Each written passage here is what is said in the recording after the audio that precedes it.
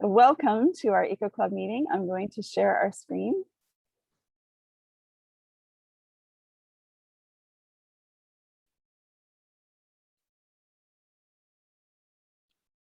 Today's topic, thanks to our guest speaker, Jasmine, is the SLS Grow Dome, or the Sustainable Produce Under Dome project. And we gratefully meet together on the lands of the Huckleberry speaking peoples. We respect their caring connections to each other and to this land. They hunted and gathered here, and we're so thankful for this. Sorry, I can't see everything, so let me just move this over. We invite you to have fun in this meeting. You can use the chat function and raise your hand or react. We're listening and learning together. As Rotarians, we practice the four-way test. We ask ourselves, is what we do the truth? Is it fair to all concerned? Will it build goodwill, better friendships, and will it be beneficial to all concerned? And that's the Rotary difference. Together we grow, and we welcome our newest member, Lisa Dogenet. So welcome, Lisa, and we look forward to learning together. We also want to highlight and talk about the stories of the work we did over the summer.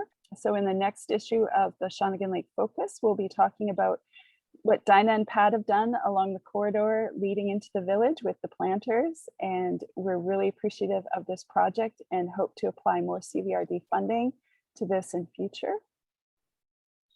We also created a brand new garden at Mason's. And as you can see, it was very beneficial for the pollinators there. We also had kind donations of veggie starts, which are going crazy right now, and you can stop by anytime and harvest tomatoes. We started a pilot project for the month of September, collecting cigarette butts and gathering data along 3 points in Shawnigan. So I just want to briefly report on this, that we've collected over 700 butts so far that are out of the environment and not polluting our groundwater or being a problem for our wildlife.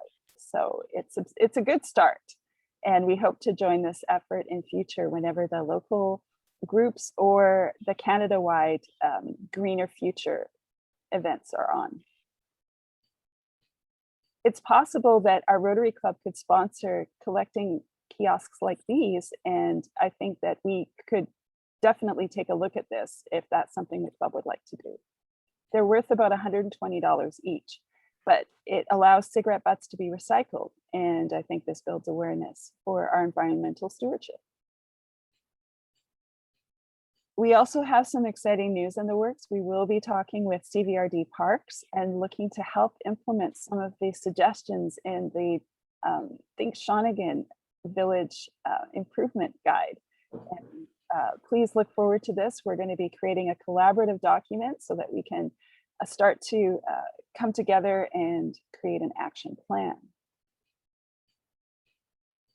Together, we see a world where people unite and take action to create lasting change across the globe in our communities and in ourselves.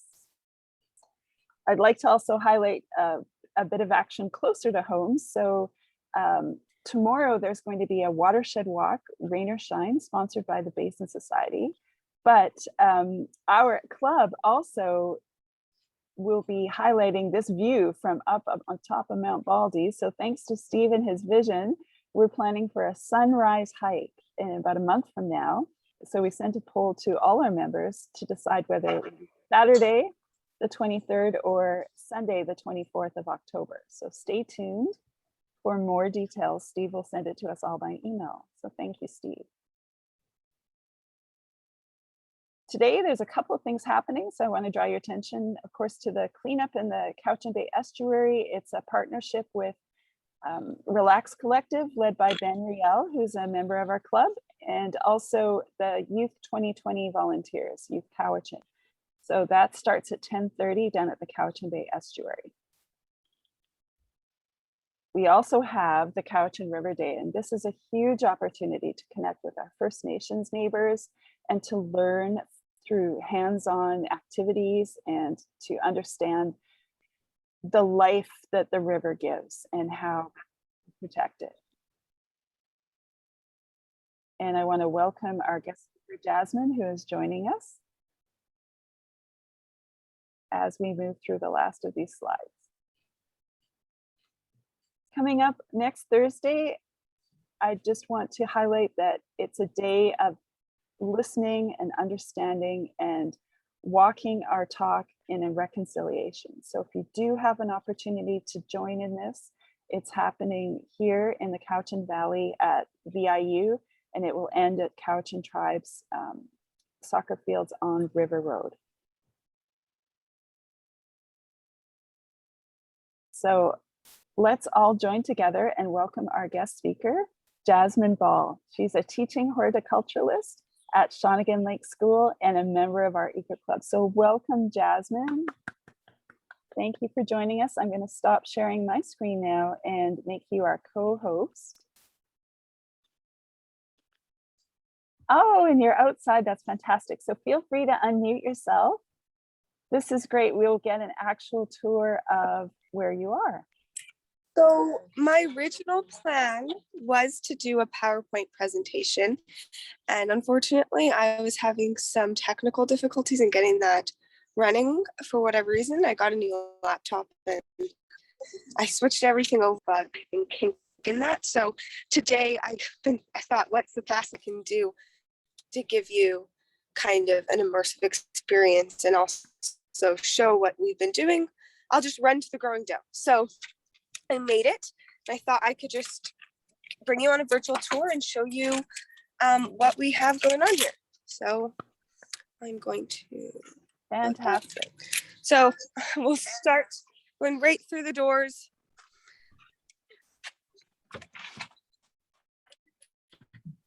So it's not very bright today. I'm going to just turn on some lights, but I have some powdery mildew, so I'll tell you the good and the bad.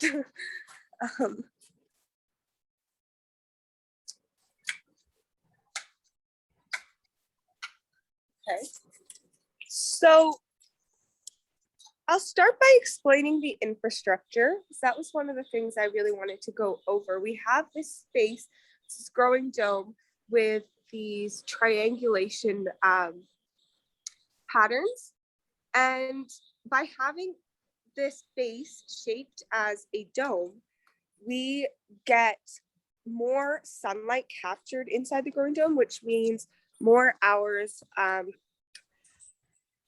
of warmer temperatures in here, which is really helpful, especially in the winter time. That's kind of when it's crucial that we have this shape. Right now, I do have shade cloth.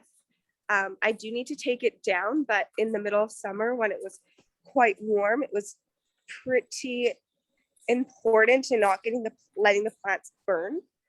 I also have these lights. These are called rays. So these are the less strong lights for the outer beds. They allow me to grow plants like that don't require as much heat throughout the winter. Of course, in the summer, I could plant anything back here. It was just as warm, but the way that the dome works is the heat, it gathers in the middle of the dome. So it's warmest in the middle. So for that reason, I do have my tomatoes, my peppers kind of congregated towards the middle of the growing dome. I created these stakes, or I don't know the right word to call it at the moment, but I have these wires so I can grow vertically, which has been really great for space.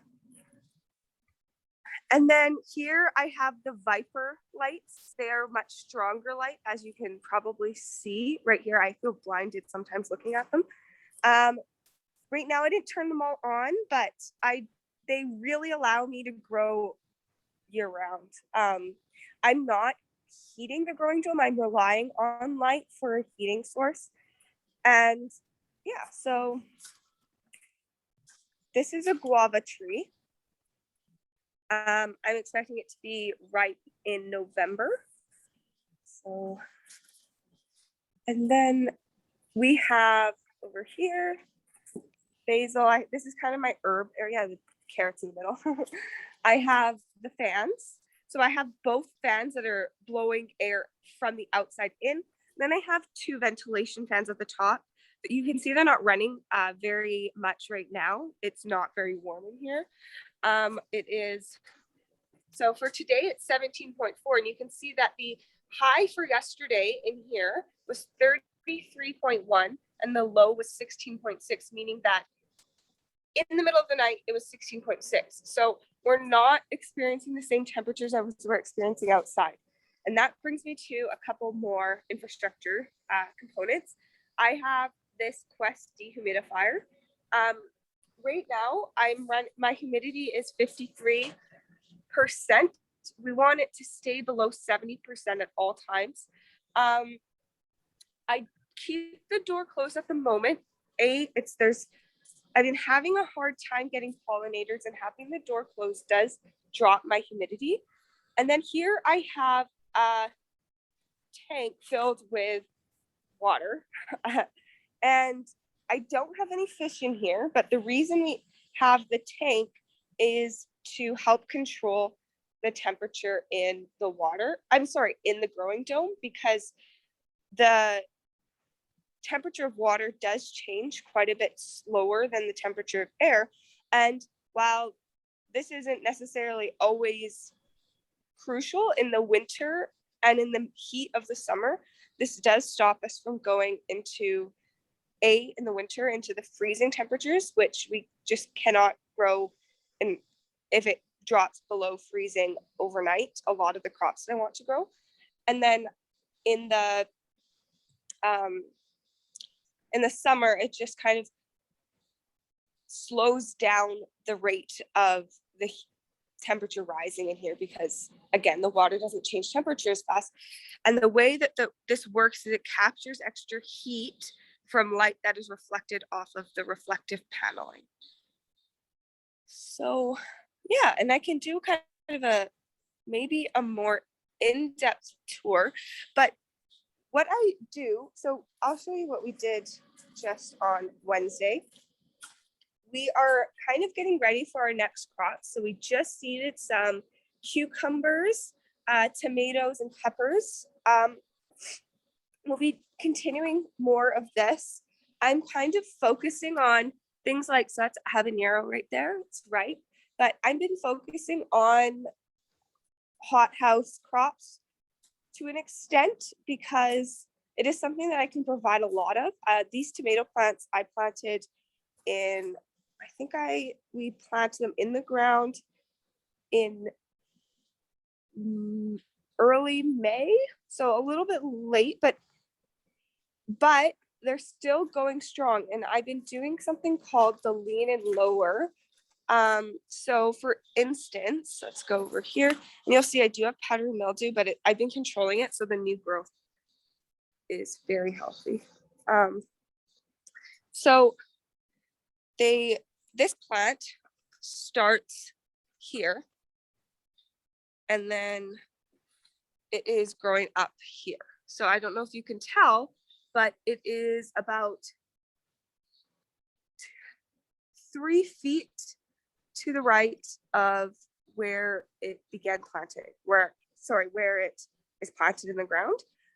So this allows me to be able to reach the top of the plant easily. Another thing, we'll just take out the sucker here, is that we hand pollinate in here to a very large degree. It's quite easy with the tomatoes and the peppers because they have true flowers. So I quite literally have I just taught the students my group of students this year how to do this. And I think that will have perfect pollination rates because yeah, between 13 students, we can pollinate this place under half an hour, unlike when I do it alone. So yeah, I just brush it with my finger, or I sometimes use a wax dauber, which I can grab. And the same with the tomato plants, I'm just hand pollinating the flowers. Oops. What else? I have been getting, I guess I'll talk about some of the pest issues that I have had. So I had spider mites on the peppers. I don't anymore, but I dealt with that by getting some beneficial insects in here. And I'll explain what the white powder is in a moment. So let me just walk around real quick. I got some predatory mites brought in from a company called BioBest. And they eat spider mites. So I kind of try my very best to avoid needing to do anything drastic. Spider mites really like a dry environment, which is also what is beneficial to me having less fungal diseases. So it's kind of, you know, there's a double sorted edge there where it's kind of like, I'm trying to keep this place really dry so I don't get funguses, but then that does kind of bring in more of the pest type of insects. Same with the aphids. I right now, the only one I have is aphids. And I decided to, because, yeah, I don't have very many beneficials in here at this very moment. I thought it was a good time for me to use some diatomaceous earth before I decide to bring any beneficials in again. So I'm just trying to kind of wipe out, and I did have a few spider mites here. I don't know if you can tell. So hopefully that will be dealt with by the diatomaceous earth, which is an organic way to see. I don't know if you can tell, but this webbing, that is from the spider mites. So, but I don't have a very bad infestation right now. I tried to grow some things that are a little bit more different and new. This is called garden solanum, or a garden huckleberry.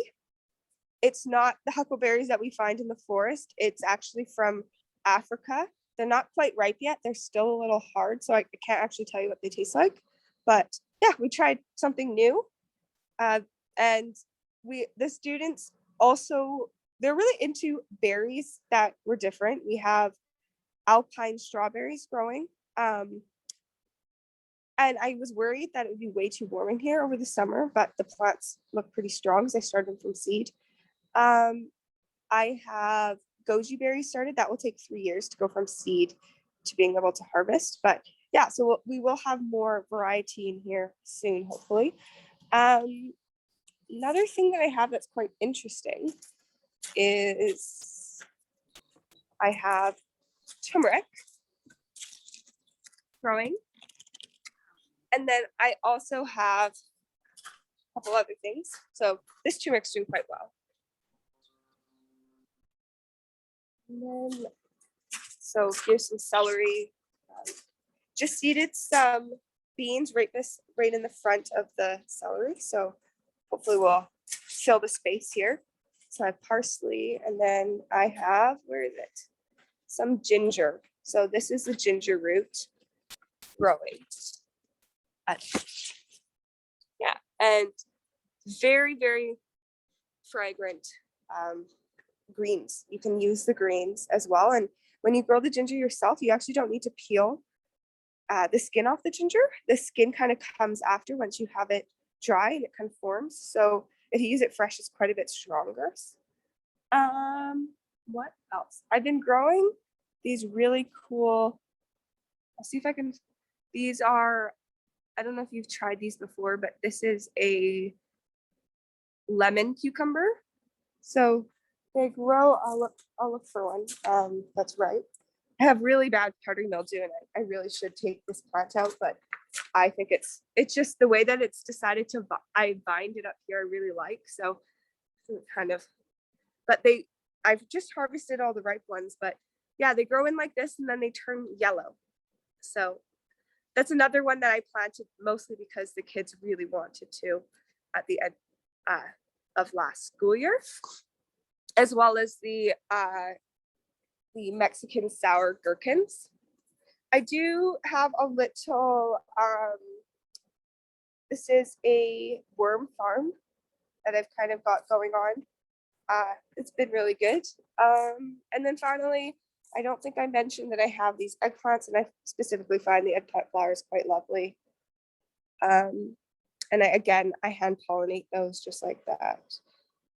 And I have This is a passion fruit vine. I just started planting in here. I guess I didn't mention this night, so it's not quite obvious. So I did the first plantings in here in end of April. So this is kind of the first round. I'm hoping to be able to maybe have more intensive plantings in the future. I do try to do things where I don't need to add too much amendment to the soil. I'm very, I try to be regenerative in my agricultural practices. We do compost everything from here. And then I'm going to be bringing in some manure, but I was given some sea kelp fertilizer to try. And I've been using that, and that's been really nice. That's an organic amendment. Just showing you some things that are growing. Oh, I particularly love these guys, the black prim tomatoes. I think they're quite beautiful. What else? This is wonderful, Jasmine. You're doing such a great job. I'm sorry about the presentation. Once I figure it out, I'll just share it, I guess. But I think I've covered most of what was on it, and I almost am glad that I got to do this because it's a little bit more interactive. I don't know. If anyone has questions about something in particular, I can walk to it. So it's kind of nice. Yeah, this is magical, just being able to walk through the dome with you. And I'm sure our guests on the call, our participants do have questions. Just let us know when we can open up for Q&A. Yeah. Oh, you're welcome to ask questions for sure. I'll just maybe flip the screen.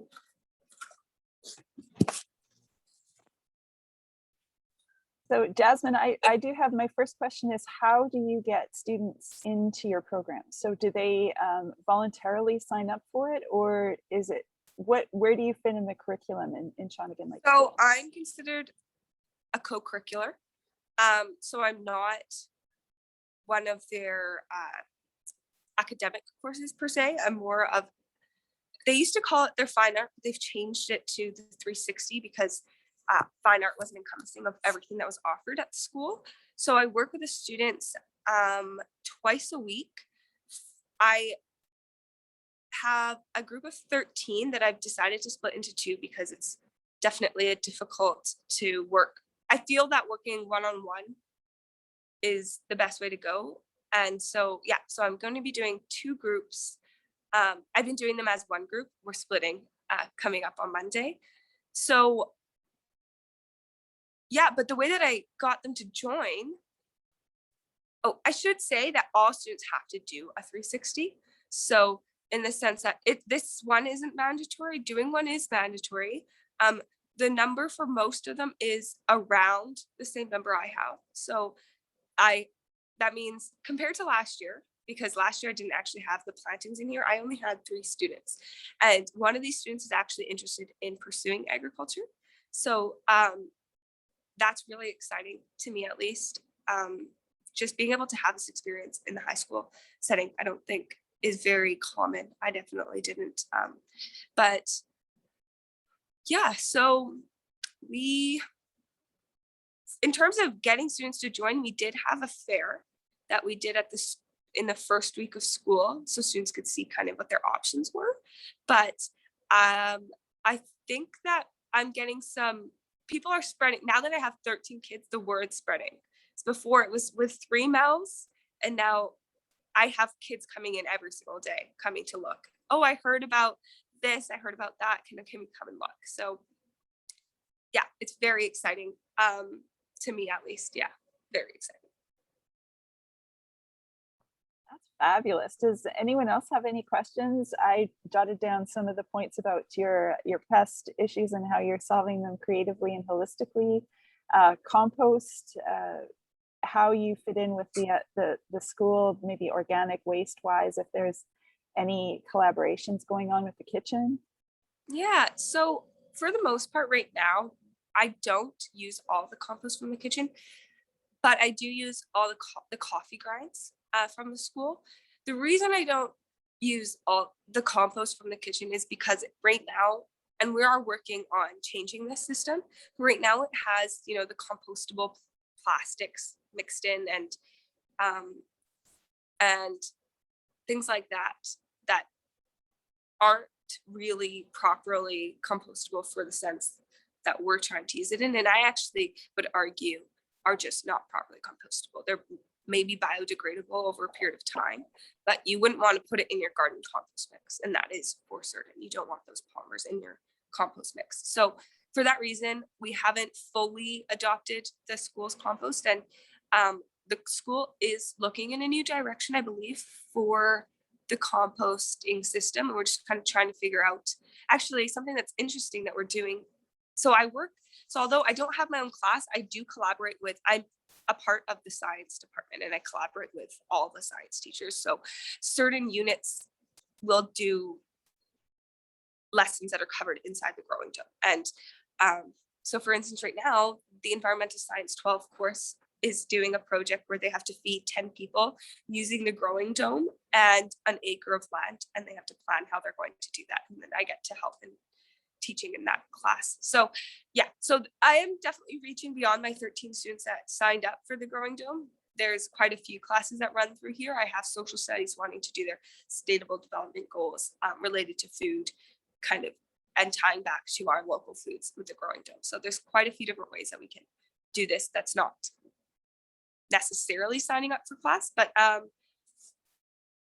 yeah, I don't know what I was about to say. I think I went off on a little tangent there. So. Would everyone else on the So call like to unmute? Go ahead. I have a question. Hi, Jasmine. That's very Hi. interesting what you're doing there. I'm curious about your tomato seeds and pepper seeds that you have there. Have you successfully grown them over winter? Like, is there enough heat? So this will be my first winter. And so I don't want to say I'm 100% certain there'll be enough heat, but if I'm being honest, I'm doing my second planting. I'm hoping that they will do okay. I'm going to lower these lights down. So although the whole dome might not feel warm, just that micro, you know, that little subsection I'm hoping will. And I might even do some fabric to kind of insulate. And we'll see what happens. For me, this is kind of an experiment. And the school really wants the tomatoes and the peppers. So I'm going to see how I can achieve that and see if it works. But if this year I learn it's not really something that I think we can continue to do, then I at least learned from this experiment. So I'm hoping that yes, it will be. I'm going to start. So you notice that today I had to turn the lights on. I'm in the process of getting those set to timers. In the summer, it wasn't necessary for me to do that because I didn't have the lights on. And we kind of just quite literally finished building in here, finalizing my classroom, which I might take you to see at the end of summer, to be honest. So yeah, there's still some pieces that we're kind of massaging out, like the timer. So the light will be on in here from, I'm going to start with 5:30 a.m. to 7:30 p.m. And then we'll see what the temperatures are like in here. But I'm hoping that they are kind of averaging between that 15 and 25 mark from the lowest and the highest. So we'll see what happens. Yeah. I have a question about. Interested to see. Oh, sorry. I was just gonna say, I'll be interested to see in the spring how that went. Yeah, me too. They definitely do better with more heat rather than less. So yeah, we'll see. I definitely will be lowering these lights down and having them all on.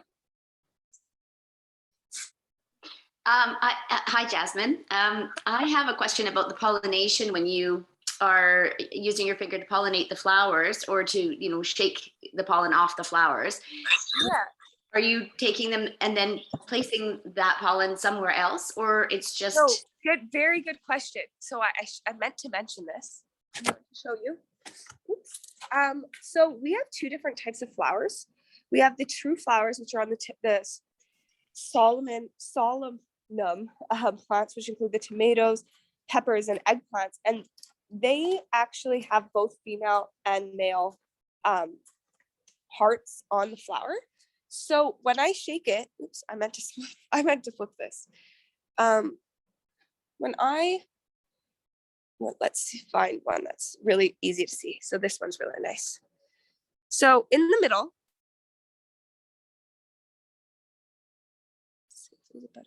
this one's better. That one looks a little bit. So you see in the middle, oops, there is that yellow, I don't know if you can tell, but there's the yellow part, and the outside has the pollen. So the middle's called the filament and the outside's called the stamens. And when I'm shaking it, and this is going to be like, you'll see how much I don't know if you can tell, but there's loads of pollen. And all I'm doing is moving the pollen to the filament, and it quite literally takes just a moment. It's so easy with the peppers and the eggplant. And with the tomatoes, it's a little bit more hard because the parts are kind of hidden to the naked eye, for sure, because they're in here. But I just would, oops, I did that one a little bit. I always use a brush for these, so that was a bad example. I didn't bring a brush with me, but I can go grab one. But I take the brush and I just brush it quite literally like that. Sometimes you can see the pollen falling. That's the best. You know you're doing a good job. But that's those type of flowers. But then I also have my sexual reproduction in the flowers. So for instance, I do have here, let's see. So those are some male, I'm looking for a female flower. Lots of male flowers on this, and I don't think I have female flowers. So I'll have to move. Okay. Okay, here. This is a female honeydew melon. So I know it's a female because it has a mini honeydew growing already, but it's not going to continue growing unless it's pollinated. So what I'm going to do is I'll get a male flower, and there's one actually right here. And again, I do have some powdery mildew. But the male flower, I know it's a male flower. Let me try to change my angle because it does not have that ovule, or AKA just a honeydew growing. So I would just pull off the flower. That's the male flower. Oops. And then, here, I'll see if this works. Oops. I'm going to take the flower and just peel the petals around. Oops, I'm not showing you. Peel it around like that, and then I have no more petals, and I just have. Here, I'll try to. Don't know if you can see properly, but what I do with that is it's hard to do with holding my phone. But I put the male flower. I'm quite literally just doing sexual reproduction for the flowers. I'm having a hard time doing it with holding the phone, but if you can imagine, I just put the flower and I tap it on into the female flower so that the pollen falls into there. And so that's what I do for the melons and the cucumbers. And I would also do that for anything that's in the squash family. So zucchini, which I'll be doing in the middle of winter in here. Different squashes, which I will not. The only type of squash I'll probably grow in here is zucchini, other than the cucumbers, of course. So yeah, that's all I do. And sometimes I just leave it in there, which helps me know which ones I've pollinated. But yeah, that would be the male and female flowers compared to the peppers, which have the true flowers. That is super helpful because I have this squash in my garden that has sent out shoots all over the place, and it only has 3 squash. And the other question kind of relates to this then. It was given to me, the seeds were given to, or actually the fruit was given to me last year by a student of mine. And they called it a delicumpkin because they figured that the pumpkin and the delicado had cross-pollinated. So I planted them wondering, what I would end up with. And I still have a delicumpkin, like it still looks like the coloring of the delicado, but it's actually, I would say if anything, it's reverting a little bit back to the delicado. But so when you do cross-pollination then, would you that is something that we can do. And I haven't done it too much, but I should have mentioned. So with the true pollinating, especially because you're just brushing the flowers you do have to be careful about changing your brush if you're Right. going between different types of flowers or trying to clean the brush, Yeah. because you will get the cross-pollination. It would be what I'm planning on doing with the students is having them do some cross-pollination and see what happens on Right. a couple plants, just to show them, because we are really in control of the pollination in here, especially during the winter. In the summer, I do get some pollinators, but because of the way that the lights reflect in here, like it is not the best place for bees of any kind. They can't really see in here. So I joke, and I'm not joking, it's kind of a death trap for them. So they can do some pollination, but they can't escape. They don't, there's only one exit and entrance, and the way that the light is reflecting, like the way that bees see, relates to where the sun is in the sky, and it's really hard to tell in here because the light seems like it's everywhere. If that makes any sense. So even in the summer, I am mostly reliant on my hand pollination skills, which, you know, sometimes I have really high pollination rates and sometimes I have lower. I guess it's kind of just luck thing. But yeah. Thank you. That's really, yeah, really informative. So like up here, I just noticed I have a beautiful a couple female flowers, and that one looks like it's pollinated. So the flower is starting to die off and it's starting to grow larger. That's how you know that you actually were successful in the pollination. Mm. Yeah. But So if any of you have advice for me, because powdery mildew is kind of the one thing that I haven't really figured out how to get rid of. It's not mortal. It's not like I get it and I need to pull the plant out and it's the end game, but it's kind of annoying. So I don't know if anyone has advice for that. I would be grateful. Oops. So yeah, here I've just planted beans. So it should be more green. I just pulled out a whole bunch of cucumber plants from here. So I am, replanting with the beans. Anyways. Jasmine, I'll make a point of reaching out through our Rotary networks to see what other Pacific Northwest growers are doing, especially under greenhouse conditions with powdery mildew issues. Mm-hmm. Okay, thank you. And I guess I'll have this one. Yeah, so I hope that was informative. I guess another thing I do grow a lot of, and maybe you can't tell because I grow them, other than my literal herb patch, I do grow herbs everywhere here. Like I try to grow, I don't know if you can tell, but I'm growing basil in between the tomato plants. And I have parsley over there. So I try to put herbs throughout the school. Obviously, growing herbs is something that is really easy for me, and it helps the school really a lot because herbs are expensive. So I try to do that too, and that's something I'll continue to do throughout the winter. Yeah. Mm. I'll also let everyone know, Jasmine, about your generous offer to start seeds for us if we have seeds that we would like to use in future planting, or if we're gifted with any heritage seeds. Is that correct? Yes, that's correct. I can do seeding in here and get really good germination rates with the greenhouse environment. Yeah. Fantastic. Thank you. Welcome. Hi, Jasmine. My name is Steve. Nice to meet you through this medium. Your presentation was great, even though a little impromptu. I think you did a great job. It's really nice to walk through your dome with while you're actually walking through it. I've got a couple of questions. So it seems like you have quite a few different varieties of plants and vegetables in there and fruits. Did you talk to the kids at all about this to decide what you were going to grow? Yes. In short, the kitchen was a big kind of collaborator with me on what we were going to grow.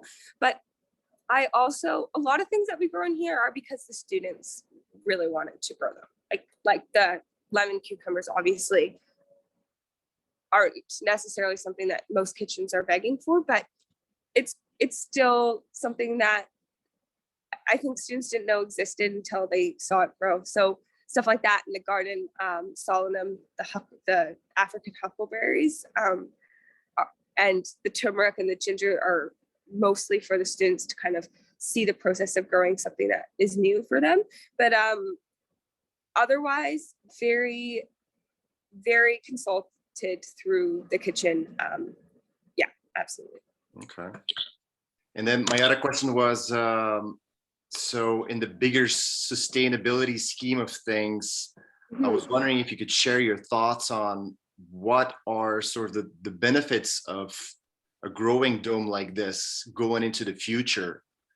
Yeah. Was it your decision, or was it more the school's decision to go for this particular design? And what are sort of the particular benefits for this design? And is this something that we should be thinking about going into the future?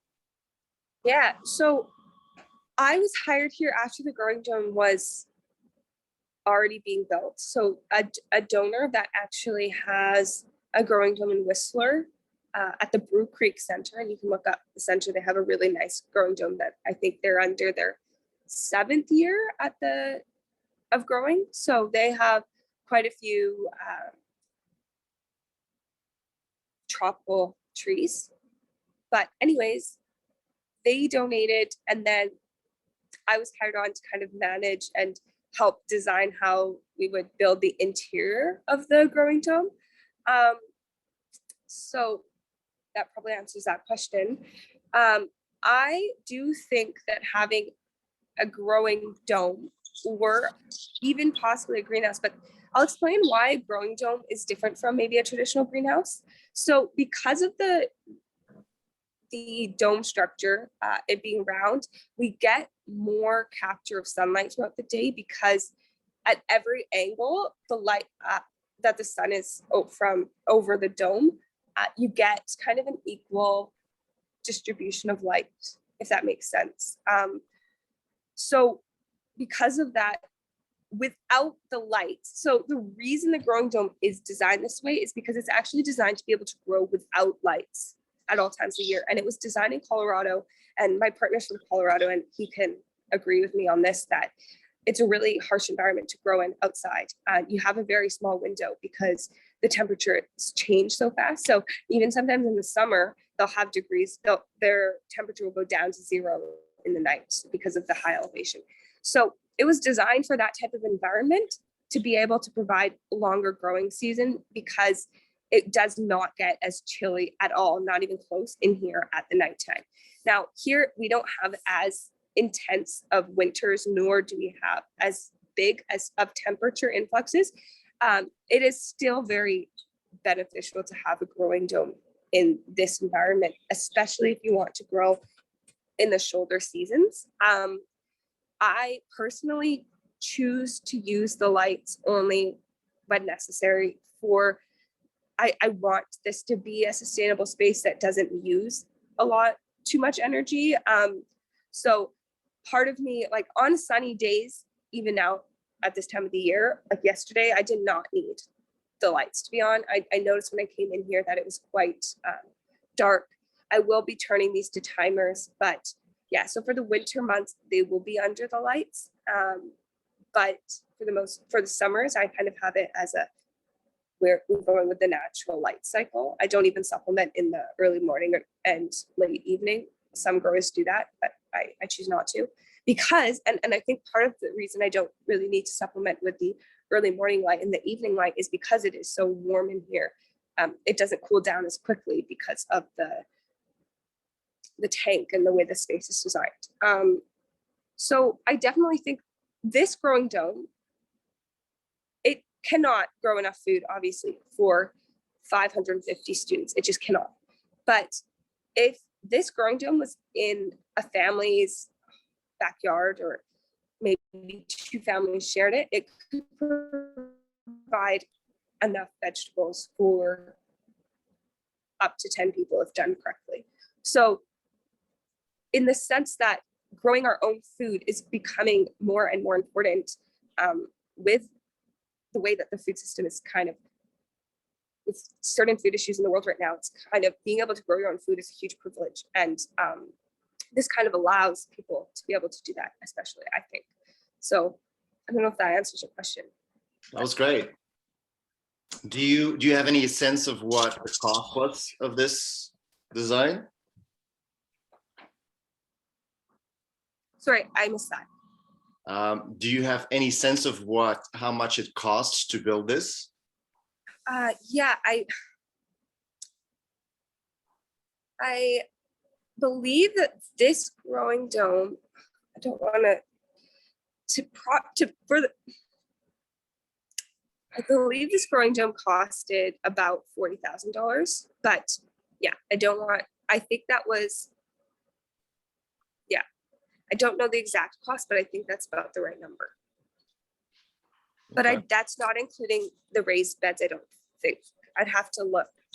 I'd have to get the right number, but I think the growing dome is about $40,000. Okay, great. Thank you for the presentation, and thanks for being a member of the club too. It's great to have our Shawnigan Lake liaison or Shawnigan Lake School liaison too. Yeah. There's been lots of talk throughout the community from time to time about a community garden, Jasmine. So we're wondering if that's in your future sites as well. Oh, well, I love community gardens. I don't think, one of the things, we have a school raised garden, we have 17 raised garden beds that I manage here outside as well, but part of me thinks it'd be really cool if I could turn some of the beds into community gardens for the families on campus. But that being said, I think know the rest of the needs of the whole Shawnigan community yet to be able to say where the best site would be for something like that. But I'm really interested in community gardens, and yeah, I don't know. Yeah, I would love to help is what I'm trying to say. Fantastic. Fantastic. I know a good site, guys. Thank you, Jasmine, so much for your time today. And as we wrap up the hour together, I'd like to invite anyone else if they would like to share on this topic or any other topic of interest, including what you're going to be up to today amongst all the choices we have as to how to participate within the community. Yeah, guys, so me and Crystal are off to the Cowichan River Day pretty soon here to connect with the First Nations there and see what they are up to and how they are going to present an interactive way of learning about the Cowichan River. So if anybody wants to come and join us there, you are more than welcome.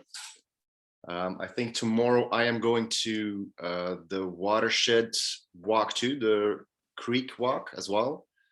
So maybe I'll see some of you there. I'm going to be working with Ben and the youth volunteers at the cleanup and hoping to get my son Alex involved with that as well. Yeah, so I will give a full report after. We've done the watershed walk in the past with Ed and Ed Weeb and forgetting his name, but yeah, it's very, very interesting. And this morning I was planning on coming up actually to see what you, Steve, you and Crystal were doing, but I might have somebody coming here at noon. So when does it goes from 10 to 2 or something? 10 to 3 I saw today, yeah. Yeah, so I wonder if it's, yeah, I don't know how good it is to just sort of step in and then step out again, so. Bring them along. I think you can come in at any time because there's many different things happening. I think there's some workshops, there's some craft workshops, there's a walk, there's some dancing there. So I think the raptors will be there. The birds from the Raptor Center will be there. And of course, Jared's famous smoked salmon. Okay, well, we're supposed to be going for a little paddle with her niece. So her granddaughter, yeah. So we'll see if we can, it looks interesting. I'd love to be there. So I'll see if I can make that happen. Otherwise, I'll report on it. Yeah. On our meeting. Perfect. So on our calendar for our club, as we wrap up, our next Zoom was scheduled for the second Saturday in October, which happens to be Thanksgiving weekend. So I have a feeling we'll be skipping that one unless we have someone who would like to present, and we could archive the recording for everyone at future dates. So you can find this recording and all of our meetings at our YouTube channel, Shawnigan Rotary. So I'm going to stop recording now.